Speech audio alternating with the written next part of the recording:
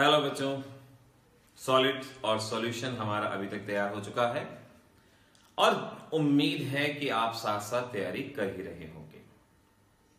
तो आज हम इलेक्ट्रोकेमिस्ट्री चैप्टर के बारे में शुरुआती लेक्चर सीखते हैं। किन बातों पे अच्छे से ध्यान देना है। इलेक्ट्रोकेमिस्ट्री में से आपके एग्जामिनेशन में एक न्यूमेरिकल श्योर है और थ्योरी के बेसिस पे एक या दो क्वेश्चन आपसे पूछे जा सकते हैं। सबसे पहले इलेक्ट्रोकेमिस्ट्री का मीनिंग। इलेक्ट्रोकेमिस्ट्री दो शब्दों से मिलकर बना है, इलेक्ट्रिसिटी एंड केमिकल रिएक्शन। यानी हमारे केमिस्ट्री की वो ब्रांच जो इलेक्ट्रिसिटी और केमिकल चेंज के बीच में रिलेशन बताती है कि कैसे हम इलेक्ट्रिसिटी से केमिकल चेंज करा सकते हैं और कैसे हम केमिकल रिएक्शन से इलेक्ट्रिसिटी प्रोड्यूस कर सकते हैं। इसे इलेक्ट्रोकेमिस्ट्री कहा जाता है। इलेक्ट्रोकेमिस्ट्री में सबसे पहले हम कंडक्टर्स के बारे में सीखते हैं।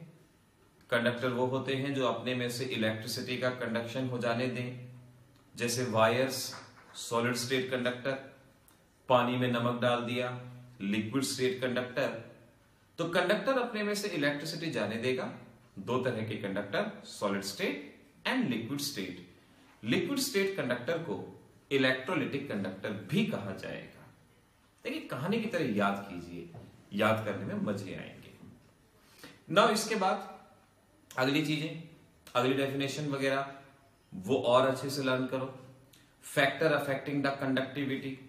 कंडक्टर की कंडक्टिविटी को अफेक्ट करने वाले फैक्टर क्या हैं?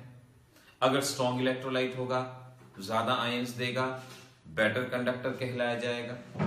अगर हम पानी मिला देंगे, पानी मिलाने पे आयंस का मोशन बढ़ जाएगा और उनकी कंडक्टिविटी बढ़ जाएगी। तो ध्यान रखना, कंडक्टिविटी को गवर्न करने वाले दो फैक्टर होते हैं। एक, जितने ज्यादा नंबर ऑफ पार्टिकल होंगे, जो भी फैक्टर नंबर ऑफ पार्टिकल बढ़ाएगा वो कंडक्टिविटी को बढ़ाएगा। ये बेसिक बात ध्यान रख लो। जो भी फैक्टर मोबिलिटी को बढ़ाएगा कंडक्टिविटी को बढ़ाएगा। आपके हाथ में फुटबॉल है, आप फुटबॉल को एक किनारे से दूसरे किनारे पर लेके जाना चाहते हैं, कंडक्शन। आप जितना तेजी से भागेंगे उतनी ज्यादा कंडक्टिविटी कहलाई जाएगी। तो इस तरह से हम कहेंगे more the number of particle higher will be the conductivity. Conductivity तीन तरह की है। पहला है हमारे पास स्पेसिफिक कंडक्टेंस या सिंपल कंडक्टिविटी। इसे K से रिप्रेजेंट किया जाता है। K को यहां कप्पा कहा जाता है और इसका मतलब है conductance of 1 cc of solution. 1 cc solution जो भी कंडक्टिविटी या कंडक्टेंस शो करता है उसे स्पेसिफिक कंडक्टिविटी कहा जाएगा। It is the conductivity of 1 cc of solution. ऐसे ही दूसरी है मोलर कंडक्टिविटी। मोलर कंडक्टिविटी का मतलब conductivity of a solution which consist of 1 mole of electrolyte.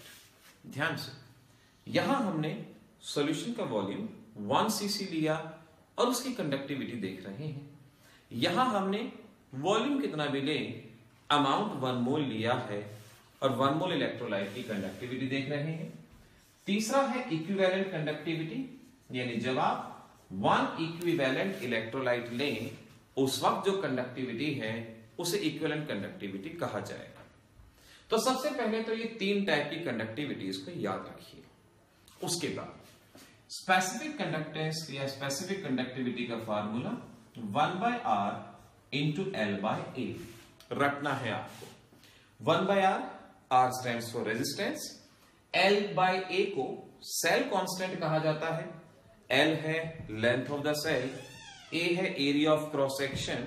या तो सेल कांस्टेंट दिया जाएगा या L अलग A अलग। मोलर कंडक्टिविटी को K into 1000/N।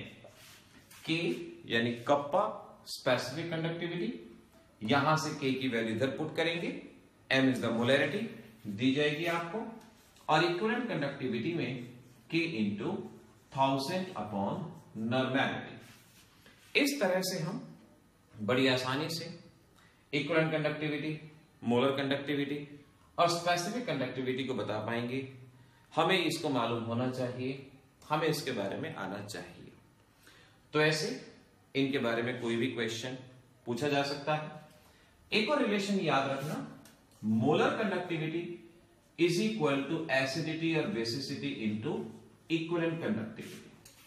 Molar conductivity और इक्विवेलेंट कंडक्टिविटी का रिलेशन अगर याद रहे तो बहुत अच्छी बात है कि molar conductivity is equal to acidity और बेसिसिटी इनटू इक्विवेलेंट कंडक्टिविटी। कोशिश करना आपको ये रिलेशन भी याद हो जाए, जिसके बाद हमारे करने के लिए मेहनत थोड़ी कम हो जाएगी, कम फार्मूले से न्यूमेरिकल हम सॉल्व कर पाएंगे। सपोज आपसे कहा गया for 0.01 molar H2SO4 solution, value of K is 100 ohm inverse centimeter inverse. Find out molar conductivity and equivalent conductivity। ये कहा गया। मोलरिटी गिवन है, K गिवन है। आप पहले मोलर कंडक्टिविटी निकालेंगे।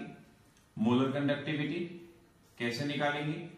K into 1000 upon n।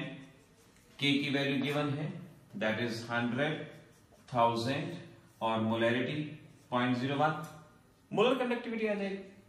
Equivalent conductivity निकालने के लिए दो ऑप्शन है, या तो डायरेक्ट फार्मूले में वैल्यू पुट करें, जैसे K हमें दिया गया है 100, 1000, नॉर्मेलिटी नहीं दी गई, मोलरिटी दी गई। आपके पास दो बातें हैं, या तो आप नॉर्मेलिटी और मोलरिटी के बीच का रिलेशन जानते हो, normality is equal to acidity और बेसिसिटी इनटू मोलरिटी, या आप मोलर कंडक्टिविटी और इक्विवेलेंट कंडक्टिविटी का रिलेशन जानते हो। आप किसी भी तरह से सॉल्व कर लो। मोलरिटी है, नॉर्मेलिटी में कन्वर्ट कर लो। बेसिसिटी कितनी हुई 2, तो इसकी नॉर्मेलिटी 0.02, इसको सॉल्व कर लिए। या मोलर कंडक्टिविटी आ जाएगी, आप एसिडिटी और बेसिसिटी की वैल्यू वहां पर रखेंगे और इस तरीके से इक्विवेलेंट कंडक्टिविटी को आप बता पाएंगे। तो ऐसे हमने सीखा कंडक्टिविटी अगर हमारे पास हो तो कंडक्टिविटी कितनी तरह की है, क्या है, कैसे उसका न्यूमेरिकल सॉल्व करना है, ये यहां पर आपने सीखा। अब अगर आपसे मैं क्वेश्चन पूछूं, बताएं मोलर कंडक्टिविटी इक्विवेलेंट कंडक्टिविटी के बराबर कब होगी? मोलर कंडक्टिविटी इक्विवेलेंट कंडक्टिविटी के बराबर कब होगी? जवाब है हमारे पास, जब एसिडिटी और बेसिसिटी 1 होगी तो मोलर कंडक्टिविटी इक्विवेलेंट कंडक्टिविटी के बराबर हो जाएगी। इस तरीके से ये याद रखना। इफेक्ट ऑफ डाइल्यूशन, डाइल्यूशन का तीनों कंडक्टिविटी पे क्या इफेक्ट है, ये भी आपको आना चाहिए। याद रखना मेरी बात को, डाइल्यूशन करने पे स्पेसिफिक कंडक्टिविटी डिक्रीज होती है, मोलर कंडक्टिविटी इंक्रीज होती है और इक्विवेलेंट कंडक्टिविटी भी इंक्रीज होती है। तीनों कंडक्टिविटी डिफरेंट है। यहां डाइल्यूशन पे कंडक्टिविटी डिक्रीज होती है, ये इंक्रीज होती है, वो इंक्रीज होती है। अब याद रखना ये इंक्रीज क्यों होती है? डाइल्यूशन करने पे पार्टिकल्स के बीच हिंड्रेंस खत्म हो जाता है, उनकी मोबिलिटी बढ़ती है। मोबिलिटी बढ़ने की वजह से मोलर कंडक्टिविटी और इक्विवेलेंट कंडक्टिविटी बढ़ती है। तो आपसे कोई पूछे डाइल्यूशन पे कंडक्टिविटी क्यों बढ़ी? बिकॉज ऑफ मोबिलिटी, और इंक्रीज इन आयनाइजेशन कुछ भी बोल सकते हैं, मोबिलिटी यहां फैक्टर रहेगा। अब ये डाइल्यूशन पे डिक्रीज होती है। स्पेसिफिक कंडक्टिविटी 1 cc सॉल्यूशन की कंडक्टिविटी होती है। 1 cc सॉल्यूशन में जितने भी पार्टिकल हैं उनकी कंडक्टिविटी को हम स्पेसिफिक कंडक्टिविटी कहते हैं। सपोज हमारे पास 1 cc में 5 पार्टिकल है।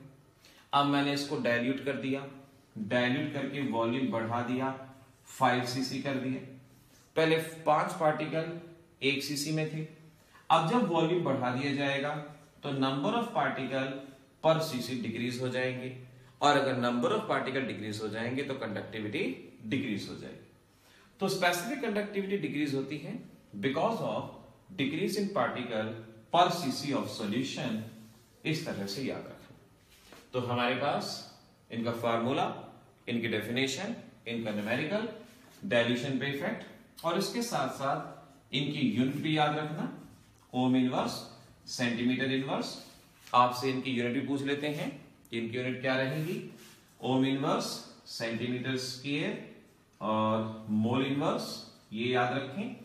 Ohm inverse centimetre square, equivalent inverse, इस तरह के तरीके से इनकी यूनिट याद रखो, इनके फार्मूला याद रखो, इनके न्यूमेरिकल याद रखो। इसकी इंपॉर्टेंस है तभी आपको ये अलग से बताया गया है कि आप इस टाइप के न्यूमेरिकल्स को अच्छे से करें।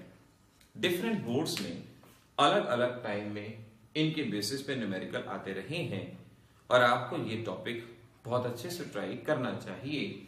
इसकी एक्सरसाइज को व्हाट्सएप पे आपके पास भेजा जाएगा, आप वहां पर उस एक्सरसाइज को सॉल्व करेंगे और उसके आंसर हमारे पास वापस भेजने की कोशिश करेंगे।